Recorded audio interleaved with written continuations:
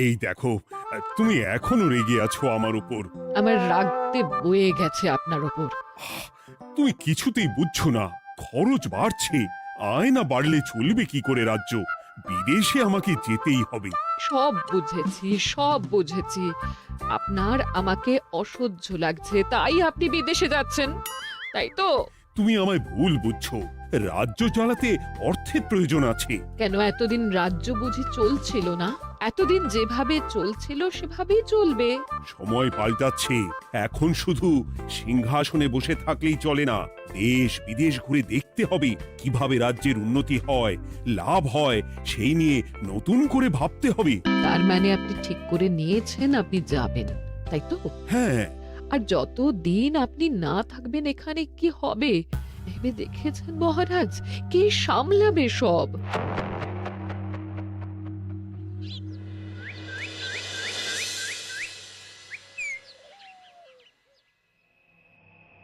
চিঠি?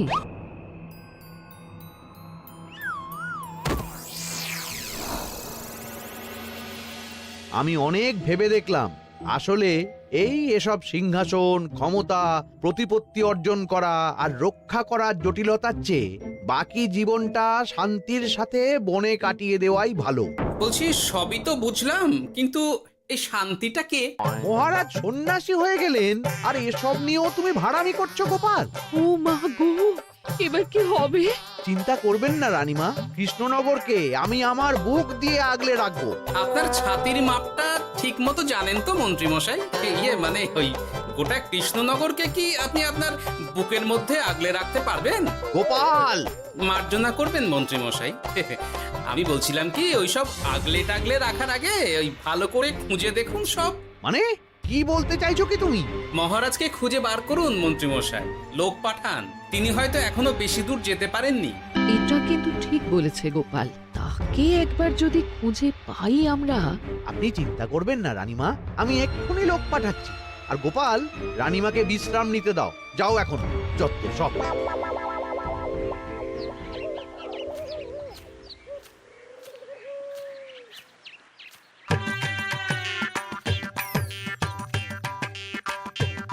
ওই গো, গেলে কই? এক ঘটি জল দাও দেখি। ওই জলই খেতে হবে, শুধু জল। ঘরে এক দানাও চাল নেই। যদি বাজারে না গেলে আজ হরি মটর।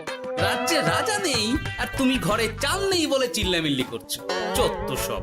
ও মা গো, মহারাজ রাজ্যে নেই তো গেলেন কই? হ্যাঁ, বনবাসে। সে কি গো, এবার কি হবে তাহলে? কপালে যা লেখা আছে তাই হবে, আর কি। এই তোমার চাকরিখানা থাকবে তো? হ্যাঁ, না থাকলে বাটি হাতে বেরোবো, চিন্তা কি?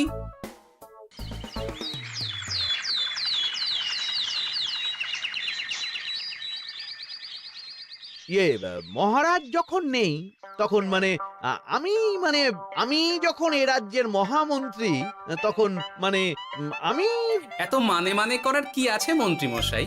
মহারাজ নেই তো কি হয়েছে, রানীমা তো আছেন। আমরা তার কথা মতোই চলব। গোপাল একদম উচিত কথা বলেছে। হ্যাঁ হ্যাঁ, আমিও তো তাই বলছিলাম। মহারাজ যখন নেই তখন রানীমার নির্দেশ মতোই তো আমাদের সামলাতে হবে সব। কতদিন আর আগলাবে গোপাল? আজ নয় কাল এই শর্মাকেই বসতে হবে এই সিংহাসনে। যতদিন পারি ততদিন তো চেষ্টা করতেই হবে মন্ত্রী মশাই। আপনি যদি চলেন ডালে ডালে, আমি চলি পাতায় পাতায়। রাজা মশাই আছেন? আমি অনেক দূর থেকে আসছি।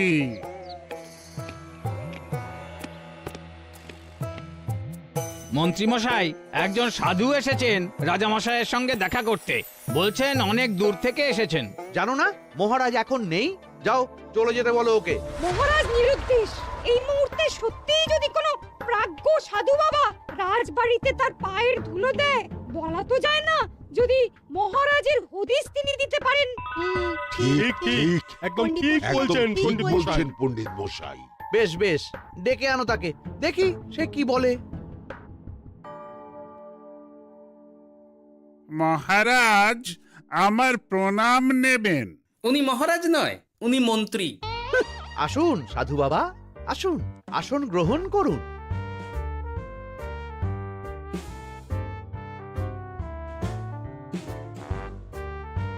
এ কি করলেন সাধু বাবা?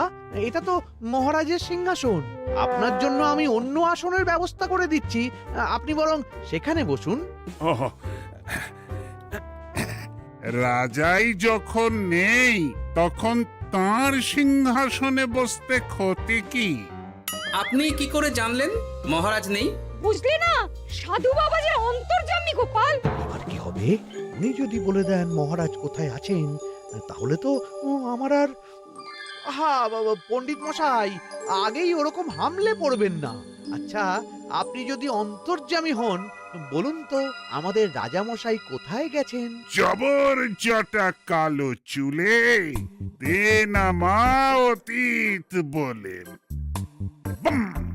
মহারাজ বনবাসে গেছেন। এটা যখন বলেছেন সাধু বাবা, তাহলে মহারাজ এখন কোথায় আছেন সেটাও নিশ্চয়ই আপনি বলে দিতে পারবেন। গোপাল, সব বিষয়ে নাক গলিও না তো তুমি।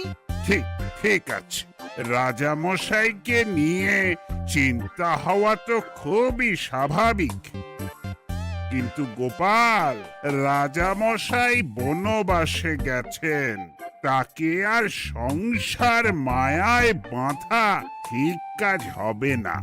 এ আপনি কি বলছেন সাধু বাবা? মহারাজ না থাকলে রাজ্য চলবে কেমন করে? নতুন রাজা নির্বাচন করতে হবে। এই তো খেলা জমে গেছে, একে দিয়েই কাজ হবে মনে হচ্ছে। সাধু বাবা, এসব নিয়ে নয় পরে আলোচনা করা যাবে। এই কে আছো? সাধু বাবার পা ধুইয়ে দাও ভালো করে। না, বিষয়টা ঠিক সুবিধের মনে হচ্ছে না। আহা মন্ত্রী, করেছ কি? আমি সাধু মানুষ, এত খেতে পারি কি?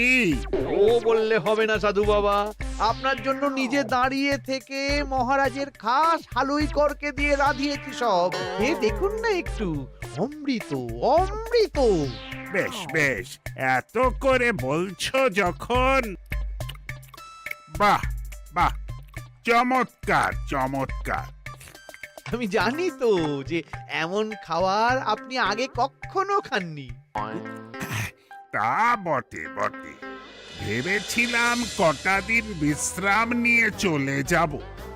এখন দেখছি যা আদর আতিথেয়তা শুরু করেছো তোমরা, তাতে তো মাস কয়েক কাটিয়ে না গেলে আমারই লোকসান হবে। থাকুন না, থাকুন, যতদিন ইচ্ছা থাকুন। আমার ইচ্ছা অনুযায়ী সব চললে তো ওই গোপালের জায়গায় আপনাকেই সবার মহারথী করে রেখে দিতাম চিরকাল। এসব কি বলছো মন্ত্রী?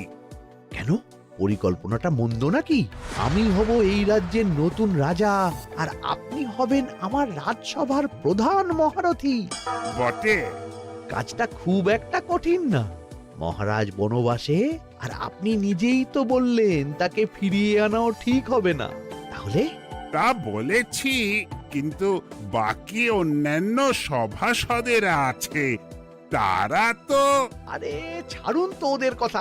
আকাশে হাত ছড়িয়ে আর একবার মন্ত্র পড়ে নেবেন, বলবেন এই রাজ্যের রাজা হওয়ার ক্ষমতা একমাত্র আমার মধ্যেই আছে। ব্যাস, সবাই মানতে বাধ্য। তারপর আমার একটা হিল্লে হয়ে গেলে আপনারটার ব্যবস্থাও আমি করে দেব, বুঝলেন? বুঝলাম, একেবারে জলের মতো পরিষ্কার। ব্যাস, কালই তাহলে কাজ শুরু করে দিন। বেশি দেরি করে তো লাভ নেই। বলা তো যায় না, মহারাজের যদি রানীমার জন্য মন কেমন করে, রাজ্যে ফিরে আসে, ওসব হওয়ার আগেই সেরে ফেলতে হবে সব কাজ। রাজা হওয়ার খুব তাড়া দেখছি তোমার মন্ত্রী। ওপরে ওঠার ইচ্ছা কার না থাকে বলুন তো সাধু বাবা? আর মাত্র কটা দিনের অপেক্ষা, ব্যাস, তারপরেই এই সিংহাসনের মালিক হব আমি। কৃষ্ণনগরের নতুন রাজা হব আমি। সমস্ত ধন দৌলত থাকবে আমার এই হাতের মুঠোয়। কি অত ভাবছেন মন্ত্রী মশাই একা একা? মানে কি ভাবছি তার কৈফিয়ত তো তোমায় দিতে হবে, হ্যাঁ? হিমা ছি ছি ছি, আপনি কেন কৈফিয়ত দেবেন? আপনার মুখ দেখলেই তো বোঝা যাচ্ছে যে আপনি কি ভাবছেন। তাই বুঝি? তা বলো দেখি কি ভাবছি আমি। আপনি ভাবছেন ওই কৃষ্ণনগরের সিংহাসনের কথা। শুনে ফেললো নাকি সব? আপনি ভাবছেন আমাদের মহারাজের কথা, তাকে কিভাবে ফিরিয়ে আনা যায় সেই কথা, তাই না? মহারাজকে যে আর ফিরিয়ে আনা যাবে না,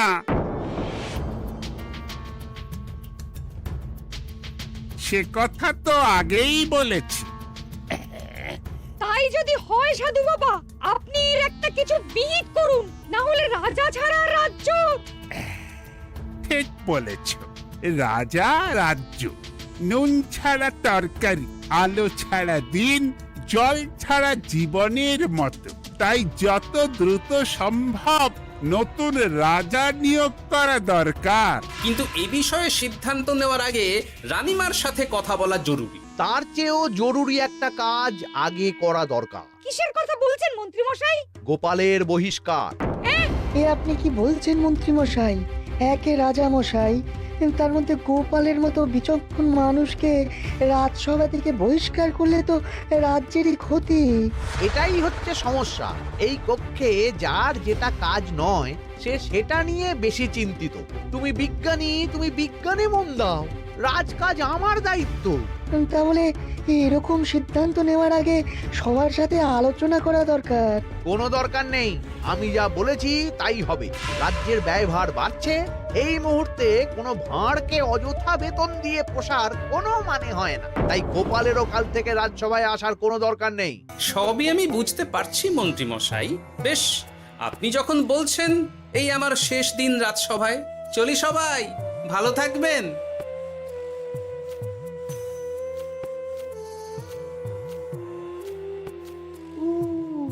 এত সহজে যে বেটা মাঠের বাইরে চলে যাবে বুঝতেই পারিনি আগে। এবার আমার আর সিংহাসনের মাঝে নেই কোনো বাধা, নেই কোনো কাটা। তুমি চিন্তা করো না, আমি নিজে মন্ত্রীর সাথে কথা বলবো। না না রানীমা, সেসবের দরকার নেই। মহারাজ ছাড়া রাজবাড়ি শূন্য শূন্য লাগে, আমারও মন লাগছে না এখানে। বেশ, যা ভালো বোঝো তাই করো, তবে ডাকলে এসো কিন্তু। হ্যাঁ রানীমা, নিশ্চয়ই আসবো। এখন আমি চলি। যাক, এই কদিনে মাথাটা খেলানোর সময় পাওয়া যাবে একটু, না হলে কেমন যেন গুলিয়ে যাচ্ছে সব। কি যে বলো গোপাল দাদা, এই শেষ দুটো শাকের আটি নিয়েও দরদাম করবে তুমি? ওরে, আমি বেকার মানুষ, দরদাম না করে উপায় আছে আমার? হ্যাঁ শোনো শোনো শোনো, মহারাজ কৃষ্ণচন্দ্রের অবর্তমানে কৃষ্ণনগরে নতুন রাজা হিসেবে নির্বাচিত হবেন রাজ্যের মহামন্ত্রী। সেই শুভানুষ্ঠানে রাজবাড়িতে আমন্ত্রণ রইল। এসব কি হচ্ছে বলো তো গোপাল দাদা? ভেতরের খবর আছে নাকি কিছু? না গো ভাই, তুমিও যা জানো আমিও ততটুকুই জানি। ও গোপাল দাদা, ব্যাপার কি? এ সময় এখানে কি চাই? রানীমার জরুরি তলব, এখনই ওই রাজবাড়ি যেতে হবে তোমাকে। কিন্তু আমার যে বাজার হয়নি এখনো। আরে ওসব বাজার টাজার পরে হবে, তুমি এখন আমার সাথে চলো তো। মন্ত্রীকে আমি বিশ্বাস করেছিলাম, ও যে এইভাবে বিশ্বাসের সুযোগ নেবে আমি একদম বুঝতে পারিনি। আমাদের এক্ষুনি অন্যান্য সভাসদদের সাথে কথা বলা দরকার রানীমা। কারোর সাথে কথা বলার দরকার নেই রানীমা, আমি নিজেই চলে এসেছি আপনার সাথে কথা বলতে। এখানে কি জন্য এসেছো গোপাল? রানীমার কান ভাঙাতে? বাহ, আপনি সবার মাথা মুড়িয়ে সিংহাসন কবজা করতে পারেন, আর আমি রানীমাকে সেই সত্যি কথা জানাতে পারি না? চুপ! ভুলে যেও না, আমি কৃষ্ণনগরের হবু রাজা। মুখ সামলে কথা বলবে আমার সাথে। এসব কি হচ্ছে মন্ত্রী মশাই? রাজা মশাই নেই, সেই সুবাদে এ কি শুরু করেছেন আপনি? আমায় আপনি ভুল বুঝবেন না রানীমা, আমার হয়ে যা বলার সাধু বাবাই আপনাকে বুঝিয়ে বলবে সব। উনি আর কি বোঝাবেন? কতদিন এসেছেন উনি, কি জানেন এই রাজ্যের বিষয়ে? সাধনা মা, সবই সাধনা। সাধনার জোর থাকলে সবকিছুই জানা যায়। ভূত ভবিষ্যৎ অতীত সব। সেই জোর থেকেই বলছি মা, মন্ত্রীর কপালে আমি জ্যোতি দেখতে পাচ্ছি। মন্ত্রী যদি রাজ্যের রাজা হয়, এ রাজ্যের উন্নতি কেউ ঠেকিয়ে রাখতে পারবে না। আপনাদের একটা কথাও বিশ্বাস করি না আমি, এসব আপনাদের ষড়যন্ত্র। এ আপনি ভুল করছেন রানীমা। যা হোক, যে কথা আমি বলতে এসেছি, রাজা যখন আমি হচ্ছি তখন তো আমাকে এই প্রাসাদেই থাকতে হবে, ফলে আমার স্ত্রীকেও এখানে এসেই থাকতে হবে। সে তো আর একা থাকতে পারবে না। তাই আপনি যদি এই ঘরটা ছেড়ে দিতেন। কিন্তু মন্ত্রীমশাই, তুমি কি বলছো মন্ত্রী? এখানে না থাকলে রানীমা থাকবেন কোথায়? আর আমি তো এমন কোনো বিধান দিইনি যে রানীমাকে অন্যত্র পাঠাতে হবে। সবকিছুর জন্য তো আপনার বিধান দরকার নেই সাধু বাবা, এ আমার নিজের বিধান। আমি রাজা হব, আমার স্ত্রী রানী হবে, তারও তো অধিকার আছে রানীর মতো থাকার, রানীর মহলে থাকার। আপনার ব্যবস্থা আমি অন্যত্র করে দেব রানীমা, আপনি কিচ্ছু ভাববেন না। হাজার হোক, আপনি আমাদের প্রাক্তন মহারাজের স্ত্রী বলে কথা। কি বলো গোপাল? আমার মনটা আসলে অনেক অনেক বড়, তোমরা খালি দেখতে পাও না সেটা। কাজটা কি আপনি ঠিক করলেন মন্ত্রীমশাই? শোনো গোপাল, আমাকে ঠিক ভুল বোঝাতে এসো না তুমি, বরং কাল সময় মতো চলে এসো। কৃষ্ণনগরের নতুন রাজার রাজ্যাভিষেকের জন্য মহাভোজের আয়োজন হবে। যতদিন পাচ্ছ খেয়ে নাও পেট ভরে।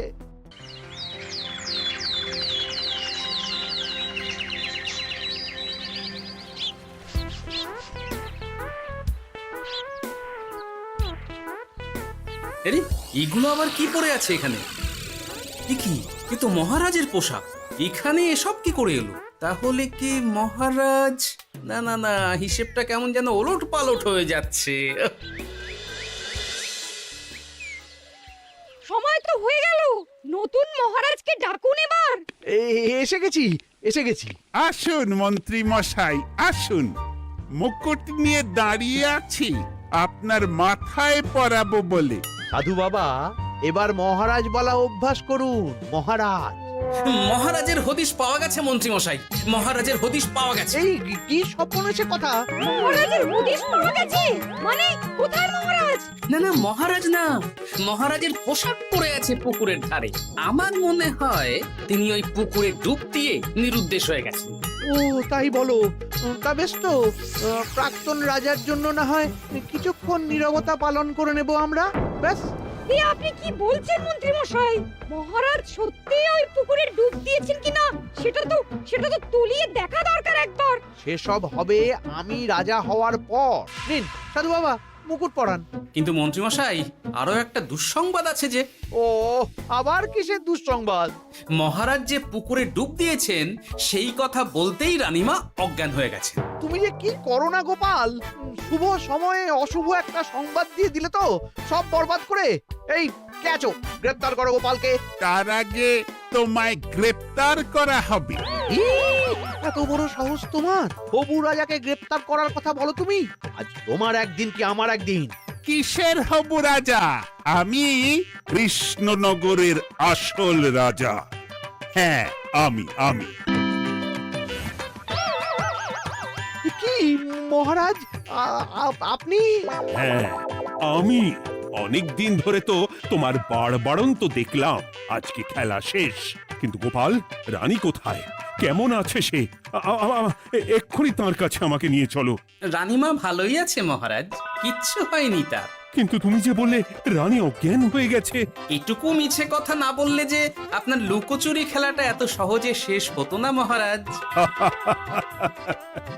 লুকোচুরি বটে, কিন্তু তুমি বুঝলে কি করে এত সব? প্রথম সন্দেহটা হলো যখন রানীমাকে অন্যত্র রাখার কথা বলতেই আপনি বিচলিত হয়ে উঠলেন, তখন। তারপর পুকুর পাড়ে আপনার পোশাক। ব্যাস এটুকুই, আর কিছু নয়। আর প্রথম দিন রাজসভায় এসেই সোজা সিংহাসনে চড়ে বসা। ব্যাস, একে একে 2 আর 2 2 4 করে ফেললাম। তারপর মনে হলো রানীমার প্রতি টান ফিরিয়ে আনতে পারে আপনাকে আপনার আসল রূপে। তাই এই মিছে কথা। অধমের অপরাধ মার্জনা করবেন মহারাজ। গোপাল, তোমার তুলনা নেই। কিন্তু মহারাজ, আপনি কেন এই ছদ্মবেশ নিয়েছিলেন তার আসল উদ্দেশ্যটা কিন্তু এখনো আমার কাছে পরিষ্কার হয়নি পুরোটা। আসলে আমি পরীক্ষা করছিলাম, বুঝলে, কিসের পরীক্ষা মহারাজ? যে আমার অনুপস্থিতিতে কে এই রাজ্য চালাবে তার পরীক্ষা। এবং আমি ঠিক করেছি যে কদিন ব্যবসার কাজে আমি বাইরে থাকবো ততদিন রানীর পরামর্শ মতো সমস্ত কিছু সামলাবে গোপাল। মহারাজ কৃষ্ণচন্দ্রের জয়। জয় গোপালের জয়। আর আমি মহারাজ? তুমি থাকবে পেয়াদা। এ কি শুধু জল আর ভাত? আগেই বলেছিলাম বেশি বেরো না, বেরো না, রাজা হবেন। এখন খাও খাও, জল ভাত খাও। চেষ্টায় তুমিও আমাকে ভুল বুঝলে গিন্নি।